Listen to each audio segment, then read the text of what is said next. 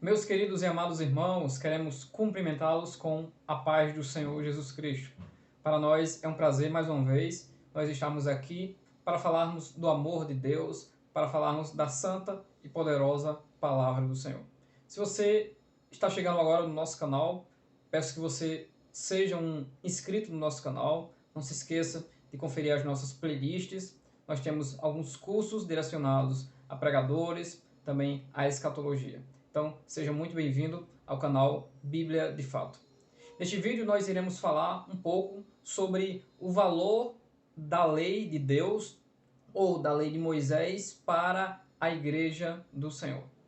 Para isso nós precisamos ler um texto das Sagradas Escrituras que está em Romanos, capítulo de número 10, e o versículo de número 4, que diz: porque o fim da lei é Cristo, para a justiça de todo aquele que crê. Mas como assim? A lei ainda está em vigor ou ela foi substituído ou substituída pela lei de Cristo? Qual a importância da lei? Qual a importância dos preceitos que primeiramente foram dadas a um povo eleito e escolhido por Deus, chamado o povo de Israel? Se você ficar conosco até o final, nós tentaremos biblicamente descobrir qual é o propósito e principalmente qual é o valor que há na lei para nós, igreja, nos dias de hoje. Quando nós falamos em lei, necessariamente precisamos relacionar aos 5 primeiros livros da Bíblia Sagrada, conhecido basicamente como Pentateuco, uma palavra que se refere a 5 livros, 5 rolos: Gênesis, Êxodo, Levítico, Números e Deuteronômio. Esses 5 livros são aceitos que foram escritos por Moisés. A palavra Torá, que se refere também a esses 5 livros, é mais precisamente traduzida como instrução, só que mais conhecida como lei. Então, quando falamos sobre a lei de Moisés ou a lei de Deus, basicamente o fundamento de toda a religião judaica são esses 5 primeiros livros, são a Torá Sagrada. Essas leis podem ser divididas basicamente em 3, para o nosso bom entendimento: as leis morais, as leis cerimoniais e as leis civis. As leis morais são aquelas que permanecem, são aquelas eternas, que falam da condição do caráter humano diante de Deus e diante da sociedade. Quando nós falamos em leis cerimoniais, são todos os mandamentos, são todos os estatutos, são todos os preceitos e ordenanças que Deus assim determinou que Israel, os judeus, os hebreus, cumprissem perpetuamente como religião, a fim de compreenderem o propósito de Deus. A lei, nesse sentido, serviu como aio, ou seja, como pedagogo, como um instrutor daquilo que realmente viria e completaria esta obra, que é a presença, a encarnação de Jesus Cristo sobre a face da terra. Então, as leis cerimoniais, por nós, igreja, elas não precisam ser observadas por esse seguinte aspecto: de que Cristo já cumpriu tudo aquilo que os animais que eram mortos, o sangue que era aspergido, os próprios utensílios e o tabernáculo, porque Jesus Cristo veio fazer referência e veio como tabernacular conosco, fazendo referência ao verdadeiro tabernáculo, que ele se sacrificou fora do verdadeiro tabernáculo, depois adentrou neste tabernáculo para oferecer o seu sacrifício. É isso que o autor aos Hebreus ensina.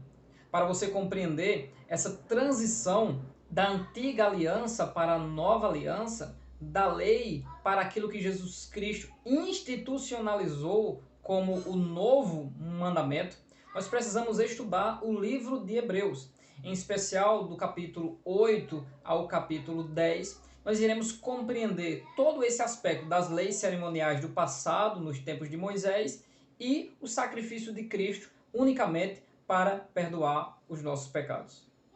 Depois das leis morais e das leis cerimoniais, nós temos as leis civis, que foram os mandamentos, as ordenanças, que foram dados ao povo judeu e que algum deles, em algum aspecto, pode ser interpretado e até aplicado para os nossos dias, mas a maioria deles não, ou seja, para que a sociedade viva em harmonia. Então, o propósito de Deus com a lei é transformar o nosso caráter, é fazer com que nós venhamos a ter um bom relacionamento com a sociedade, com a congregação, com o povo, e também mostrar à sociedade que Deus é santo e requer que aqueles que confessam o seu nome sejam também santos através dos mandamentos que foram estabelecidos por Deus através de Moisés. Afinal, por que o apóstolo Paulo diz que a lei de Deus é santa e é boa? Simplesmente, em Romanos capítulo de número 7, a partir do versículo 7, Paulo, usando daquela forma de linguagem de perguntas e respostas, ele diz: que diremos? A lei é pecado? De modo algum, porque eu não conheci o pecado senão pela lei. O objetivo da lei é mostrar que Deus é santo. E assim, ele sendo santo, ele nos deu preceitos que nós devemos observar para que nós venhamos purificar a nossa vida. E para isso, Deus revelou quais são os erros e as falhas dos homens, dizendo: não adulterarás, não matarás, não dirás falso testemunho. E isso fez com que houvesse um despertamento daquele erro que havia em mim. E esse despertamento trouxe morte espiritual, porque agora eu preciso negar a mim mesmo e guardar a lei e a vontade de Deus para que eu possa agradá-lo e ser justificado pelos sacrifícios oferecidos ao Senhor. A lei tem o objetivo glorioso de Deus, pois a lei, mesmo propondo uma certa graça para aqueles que obedecessem, não havendo ninguém sobre a face da terra que consiga se justificar por obedecer os preceitos da lei, mas ela trouxe em mim aquilo que era maligno, ou seja, ela expôs o meu pecado. E agora eu necessito da graça e da misericórdia de Deus e do perdão de Deus, e esse só pode ser encontrado na pessoa do nosso Senhor e Salvador Jesus Cristo. É por isso que Paulo, em Romanos 7:12, ele diz: assim a lei é santa. O mandamento é santo, justo e bom. Por isso que Paulo se sentiu como que preso, não conseguindo se livrar desse preceito que sempre o conduzia para errar. Aí ele simplesmente diz no versículo 24: miserável homem que eu sou, quem me livrará do corpo desta morte? E ele conclui no versículo 25: dou graças a Deus por Jesus Cristo nosso Senhor, assim que eu mesmo, com o entendimento, sirvo a lei de Deus, mas com a carne, a lei do pecado. Em Romanos capítulo 10, versículo 4, nós temos o texto que diz que o fim da lei é Cristo. Aparentemente, essa tradução não nos dá uma compreensão exata do que Paulo queria dizer. Mas há outras traduções, como por exemplo, porque o alvo ou o objetivo da lei é Cristo. Uma tradução mais coerente seria esta, que a lei aponta para Jesus Cristo.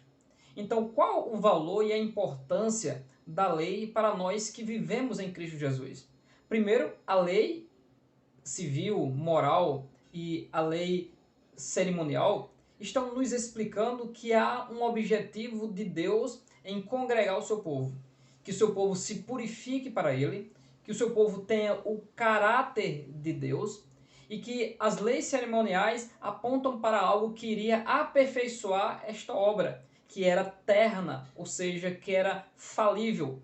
Sendo Cristo da tribo de Judá e não da tribo de Levi, senão seria falível novamente, Deus se torna infalível e o sumo sacerdote eterno.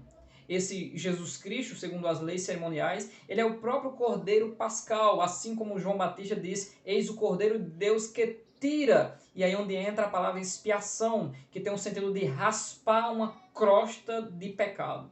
Então, enquanto os animais que eram oferecidos na lei, eles cobriam o pecado, mas todo ano era necessário oferecer sacrifício pela expiação do povo, fora os sacrifícios contínuos todos os dias, Cristo Jesus, uma única vez, segundo Hebreus capítulo 10, ofereceu o seu sangue precioso, não sangue de bodes, de animais, de carneiros, nem de cordeiros, mas o sangue precioso de Jesus Cristo.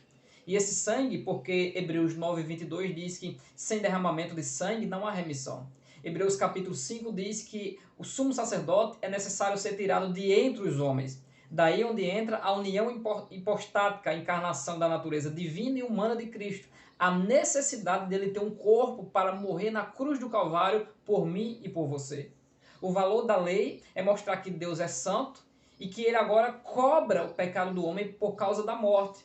E de que não há ninguém que possa se justificar diante de Deus. mas o amor de Deus foi tão grande que ele enviou Jesus para morrer por nossos pecados, sendo nós ainda pecadores. O favor de Deus, o amor de Deus, que foi de uma tal maneira que agora todo aquele que nele crê tem uma vida, que é uma vida eterna, por toda a eternidade, para sempre com Deus da lei. No capítulo 2 e o capítulo 3 da Epístola de Paulo aos Gálatas, ele explica muito bem essa questão do propósito da lei e essa questão da lei agora em Cristo, a lei do Espírito de vida, ou graça sobre graça, como é dito em João capítulo 1. Paulo ainda nos explica que a letra mata e o Espírito vivifica. A letra, ali estamos falando da lei.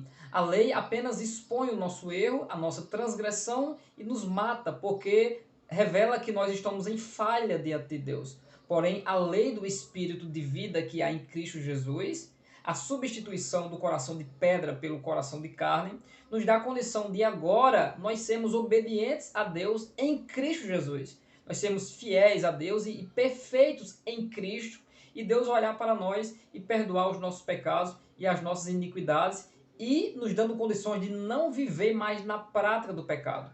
Segundo 1 João 5,18, aquele que é nascido de Deus, ele não vive na prática do pecado, mas o que de Deus é gerado conserva-se a si mesmo e o maligno não lhe toca. É uma nova criação, conforme 2 Coríntios 5,17.